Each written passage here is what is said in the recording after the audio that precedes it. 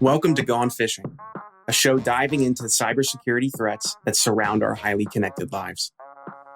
Every human is different. Every person has unique vulnerabilities that expose them to potentially successful social engineering. On this show, we'll discuss human vulnerability and how it relates to unique individuals. I'm Connor Swalm, CEO of FinSecurity, and welcome to Gone Fishing.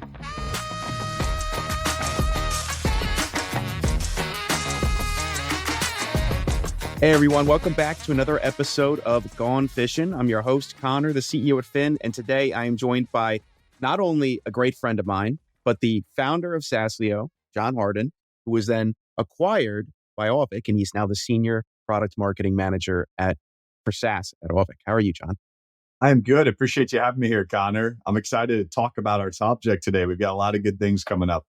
So, of those of you who don't know about Auvik SaaS management, Shadow IT, Shadow SaaS comes to mind. I think what would be really valuable, John, is what is, in your mind, what is Shadow IT? Yeah, so Shadow IT, by definition in general, is any IT not known by the IT managers or the internal IT team. So I've got this nice colorful mouse. I always use this as a great example. I bought this on my own. My IT team has an inventory. They don't know about it.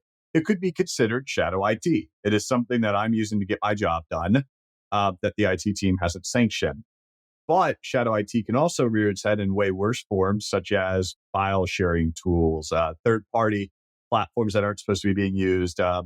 Take like a key jiggler. We work in the work from home world where somebody installs an automated key or mouse jiggler to make it look like they're working. So yeah, Shadow IT is really just anything that IT team doesn't know about. Anything the IT team doesn't know about, does that include not just, you pulled up the mouse, so hardware, does it include software? Does it include, what does Shadow IT include? Yeah, so it's any IT asset really to get your job done is the way I always kind of classify it. There's a more like prescriptive term, but I always say it's an IT asset to get your job done. It can range. So over here at Auvik, we're in the network and SaaS and then the physical. So it could be an employee who puts a little switch under their desk so that they can connect more peripherals. It can be an employee who signs up in the cloud to share data because they need to get around company policy to get something done. Really, any IT asset, hardware, software, physical, virtual, that is created. It could be a compute cluster up in Amazon. It could be whatever really form it is of IT. If the IT team is unaware of it, then it becomes Shadow IT, or it is Shadow IT. And my theory on this whole thing here too, as well, Connor, is that Shadow IT is not inherently good or bad. It's really just unknown. It has no negative or positive outlook. It's just something IT team doesn't know about. I feel like the holy grail of Shadow IT then would be a computer that an employee buys a computer, signs up for accounts with accounts, and then starts using software on that computer, all to get their job done either at home or at their actual company's network. 100%, right? Like Shadow IT comes in lots of forms. I've seen some egregious examples of it. But in general, what I do find is your story you just used there is almost always true. Like Shadow IT really only comes into companies in a couple of forms. One, it's just an employee getting their job done. Like that same employee that is breaking every IT policy at the company truly is just trying to get their job done. They've got a goal to hit inside the company for the quarter or for the month or whatever it might boil down to. And their laptop breaks. So they just go procure something, or they use an old piece of home equipment to get their job done. And they don't have a malicious intent. They're just trying to get their job ddone. And so that's kind of that first form, whether it's, using your own hardware. It's going up and signing for a SaaS tool because it's easier than following the IT's tools that we've got. Whenever it might boil down to, they're getting the job done. And then the second form is just educational gaps. It's that same employee that went online to share a file out to, their company or their prospect they're working with in sales, that just didn't know that there was a sanction process internally. It's kind of the same way, right? Like there's intent to solve their job, but they just didn't know about the gap. And that's actually where we're seeing a lot of Shadow IT come in is, there's an overwhelmingly large amount of SaaS tools that can be used or software tools that can be used. And employees are just trying to get their job done and they don't know of all the features or functionality. So they just solve their own problem. Yeah. Sounds like there's two steps to that then for most employees. It's not only just knowing that they shouldn't do that, but the second is the IT company, if they're aware of it, should enforce, nope, there was a proper way to do this and you should have done this a little differently. Yeah. We try to look at shadow IT. We try not to slap people's wrists around shadow IT because it only creates the Department of No even more. Like we don't want our IT administrators to be the Department of No. We want them to look at shadow IT. I call it it's entrepreneurs. People are solving their own business problems by signing up for their own software or using their own hardware, whatever it is. It's innovation. It's trying to get their job done. So IT should look at that as maybe a bed of opportunity, right? Like people aren't using a different tool because they want to go take the time to sign up and use it. They're using it because it's better or it's more efficient. It makes them get their job done. That actually feels like a really interesting use case. Let's put aside the fact that a IT team should be aware of all the cybersecurity related risks that their company is unknowingly retaining. Uh-huh. But it's like maybe as a decision maker at an organization, you'd like to know, it's like, turns out my company and my employees largely use these other tools, even though we haven't bought them for them, because they believe them to be more effective. It makes their job a lot easier. So maybe we should stop paying for this software and we should start buying this one. Yeah, there's a metric out there about 25% of SaaS is considered waste. That's just like pure, the license goes underutilized or they're oversubscribed. And that duplicity of applications is really a key indicator of waste. A lot of SaaS apps, there's so many different ways to, modify a Google document or collaborate in a project or take your time or communicate. I've termed the 3 Trojan horses of shadow IT recently, and it's really file sharing tools, collaboration and communication tools, and productivity tools.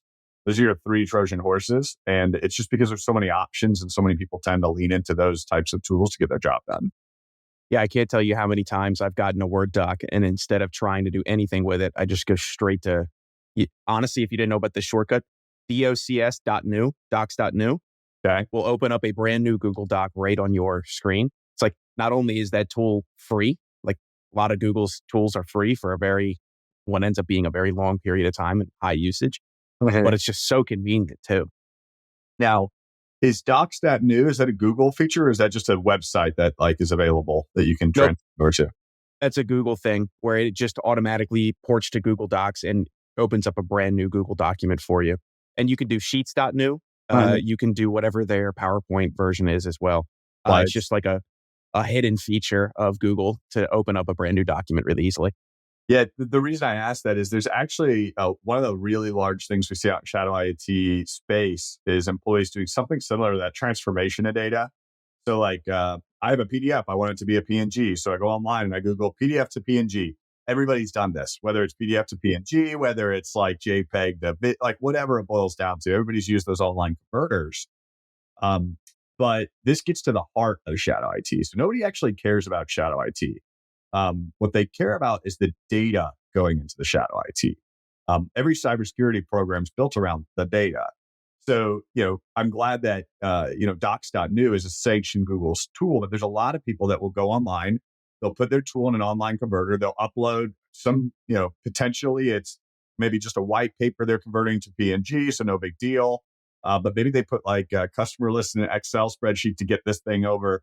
And while they may do their function and they may convert it for you, you better bet those systems are taking a copy of the data, looking at that, analyzing that data.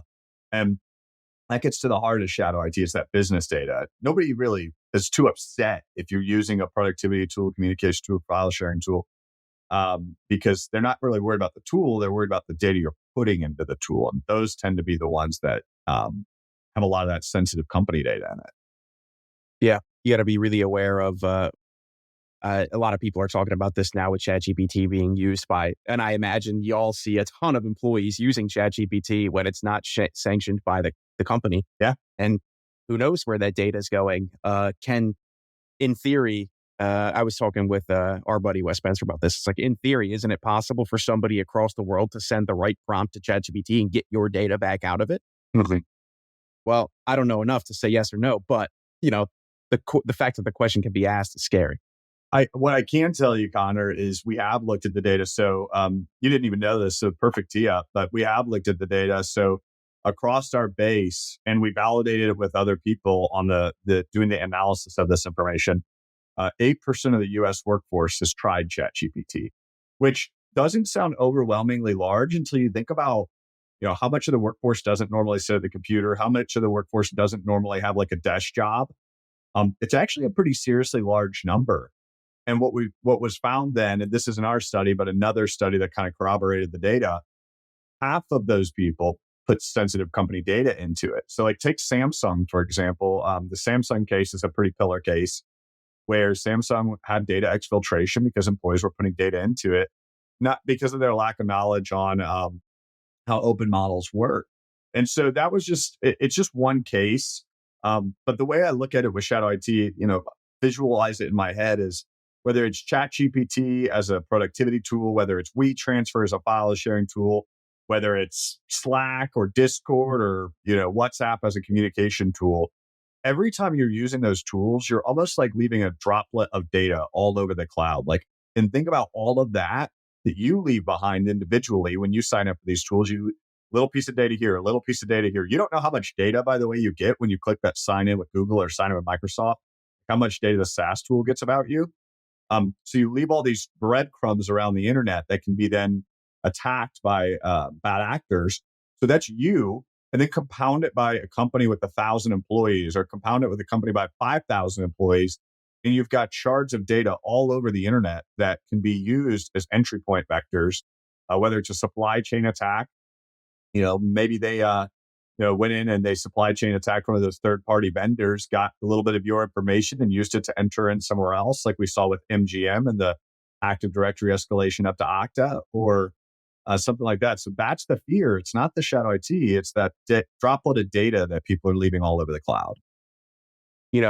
A really interesting example of exactly what you just described for anyone listening, or for you if you're a Philadelphia 76ers fan, is Brian Colangelo's burner Twitter account. So the general manager of the Philadelphia 76ers got caught talking badly about his team on Twitter through a anonymous burner account because the phone number that him and his wife used to sign up for the Twitter account was his phone number. And somebody was able to find that information somewhere. It was like, hold on. This is literally Brian Colangelo having a conversation with himself on Twitter, but it looks like a random account. It's just like, blows my mind. It's like, that's the world we live in now.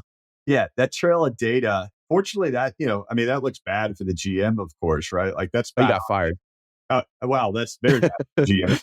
But it's bad optics, right? Like at least in that case, it wasn't used to escalate, right? Like had they found that data and used it to escalate internally in the organization, that could have been far worse. I mean, this is bad for the GM, and quite frankly, that's not good look. So for what it's worth, I don't know if I disagree with the decisions there, but in general, at least the company didn't end up having an exfiltration because there's a lot of personal apps. People compromise those personal applications too and use that data to escalate their way up. And so you gotta be really cautious of these tools you're using online because they are taking a stamp of your data and they're trying to get as much as they can. Trust me, SaaS vendors saying, let's take less data. Let's store a little less data. We don't want to know that much about our user. That's not happening. Yeah, I've heard pretty much every vendor, except for maybe the identity access and the PAM members, they're like, hey, we need to have more data because then we can make it all streamlined and we can connect things way more effective.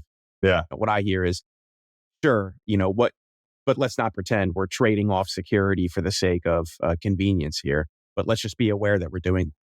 Yeah, but that's it, right? It's convenience. That's if you get to the root of why people do it. I mean, employees are the path. They take the path of least resistance, right? Like the job is already tough enough, especially IT. I think the stat out there, I don't want to say it wrong on the podcast, but it's above 50% of IT admins have admitted to using shadow IT in their business to get to business outcomes because there's so much pressure down on them. And that same pressure continues to boil down on every employee in an organization. And at the end of the day, they just say, hey, we're going to put the IT policy to the side and we're going to go out, we're going to sign up this tool, and we're going to get our job done. And that pressure is creating this desire to go out and use tools. And they take that path of least resistance down the water. And path of least resistance is ignoring IT policy. So getting control of shadow IT is an IT job. It's not an employee's task. I mean, it's an IT job to solve. So let's end on your thoughts on this question right here. Why is shadow SaaS, shadow IT, why is it more important now? Why is it incredibly important today? Yeah. In 20 seconds or less, like go back to 2008, the no software logo from Salesforce, right? That was the shepherding in of SaaS. Ever since then, every metric about SaaS has gone up to the right. The amount of users, the amount of apps, the amount of data, the amount of usage on it, 62% of the time of the employees spent in the web browser. If everything's up and to the right, that's why the things are becoming more important because that's where all that data is at. So if I heard that right, it's not only are businesses using way more SaaS software, not to beat a dead horse continually to death, but COVID created a lot more opportunities for people to work from remote locations, some of which include your houses. And when you're not on a company network using company device in front of other people at your company, there's probably a really good chance you'll end up doing things that are more convenient when other people would have told you to stop doing them. Yep. And even more so, take those personal apps, right? Everybody now working from home. There's no fishbowl syndrome. You're not worried about what you're doing on your computer sometimes. So we've seen a lot of looseness since the digital transformation that COVID brought around us too. Awesome. Well, this was a wonderful conversation. I'd love to have you back on to talk more about some of the impacts that this might have on cybersecurity programs itself, and what should cybersecurity and IT folks do in response to this? Is it to crack down, or is it to say, no, use whatever you want and just let us know about it? Like open door policy, come on in. So I can't wait to hear your thoughts on that. We'll have to hit that on the next session. Great time, Connor. Awesome. Thanks so much for joining, John. For those of you listening, we'll have, I guess I'll ask John then. How would you like people to get in touch with you, or how would you like people to learn a little bit more about Auvik SaaS management? Yeah, just reach out on LinkedIn. Give me a holler on LinkedIn. I'm social out there on there. And you can ask any question you want. I'm happy to kind of support some information. Just go to auvik.com and click SaaS management. There's a ton of info there too. Awesome. For those of you listening and watching, we'll have all those links in the show notes so you can reach out to John, reach out to Auvik, learn a little bit more. John, thanks so much for joining. We'll have you on again real soon. And everybody at home, thanks for listening. Cheers. Thanks so much for tuning in to Gone Fishing. If you want to find out more about high-quality security awareness training campaigns, how to launch them in ways that actually engage employees to change their habits, then check us out, FinSecurity, at finsec.io. That's PHINSEC.io. Or click all of the wonderful links in our show notes. Thanks for fishing with me today, and we'll see you next time.